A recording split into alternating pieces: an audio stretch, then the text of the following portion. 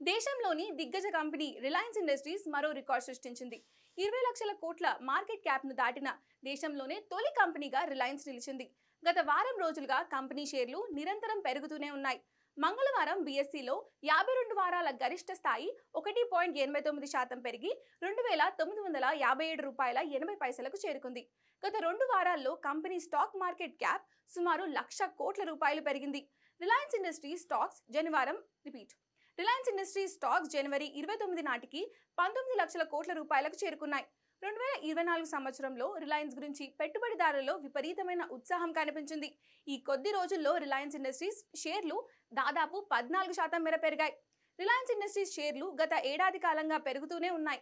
Company అద్భుతమైన పనితీరు కారణంగా గత 12 నెలల్లో షేర్లు దాదాపు 40% మేర పెరిగాయి. ఆర్ఐఎల్ అనుబంధ సంస్థ జియో ఫైనాన్షియల్ సర్వీస్ ఇందులో గణనీయమైన సహకారం అందించింది. ఈ కాలంలో జియో మార్కెట్ క్యాప్ 1.70 లక్షల కోట్ల రూపాయలు పెరిగింది. ఇది విభజనకు ముందు రేటు చేరుకుంది. రిలయన్స్ ఇండస్ట్రీస్ 2015 నుండి వార్షిక ప్రాతిపదికన పెట్టుబడిదారులకు సానుకూల రాబడిని అందిస్తుంది.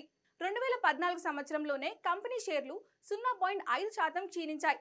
రిలయన్స్ ఇండస్ట్రీస్ 20 లక్షల కోట్లను తాకడం ద్వారా భారత్ మార్కెట్లలో తన ఆధిపత్యాన్ని మరోసారి నిరూపించుకుంది. చమురు నుండి టెలికాం రంగానికి విస్తరించిన ఈ కంపెనీ విభిన్న పోర్ట్ఫోలియో కారణంగా దాని స్థానం నిరంతరం బలపడుతూనే ఉంది. ఒక రోజు ముందు హురాన్ ఇండియా 500 జాబితాలో రిలయన్స్ ఇండస్ట్రీస్ ఆధిపత్యం కూడా కనిపించింది. ఈ జాబితాలో వరుసగా 3వ ఏడాది కూడా కంపెనీ మొదటి స్థానంలో నిలిచింది. టీసీఎస్ రెండో స్థానంలో, హెచ్డిఎఫ్సి బ్యాంక్ మూడో స్థానంలో నిలిచాయి.